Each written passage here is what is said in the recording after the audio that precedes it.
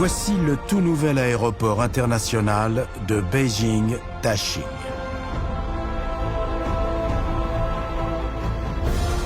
Encore en cours de construction, il devrait devenir le plus grand aéroport du monde. Wendy a la chance de pouvoir l'explorer avant son ouverture au public. J'en reviens pas. C'est fou la hauteur du plafond. Toutes ces courbes et ces ondulations sont incroyables.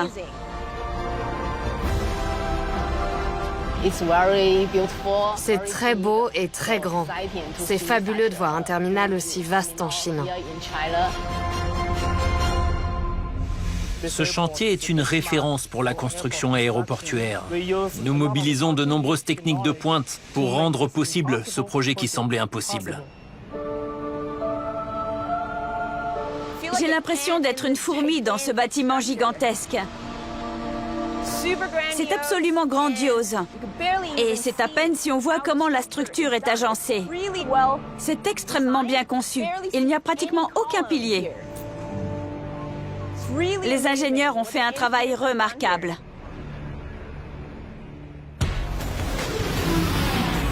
L'ensemble du site occupe plus de 45 km², soit les 2/3 de la superficie de Manhattan.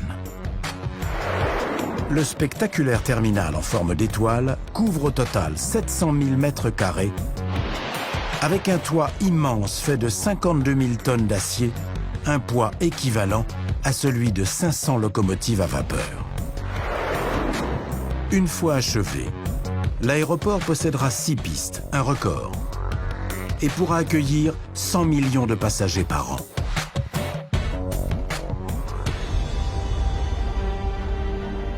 Une fois la forme générale du terminal établie, la toiture a pu être mise en place.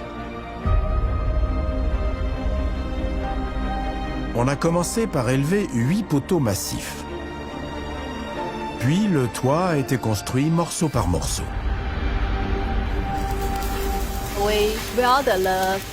On a soudé les barres et les nœuds au sol, puis on a soulevé le tout. Chaque tronçon a dû être positionné à 2 mm près. La moindre erreur aurait pu mettre en danger la stabilité de l'ensemble. On a réuni les différentes sections pour former un seul grand toit. La partie centrale a été hissée en dernier, complétant ainsi cet incroyable treillis spatial. On dirait une forêt d'acier. C'est magnifique avec toutes ces barres pareilles à des arbres. À l'intérieur du terminal, on pose un revêtement pour atténuer le bruit.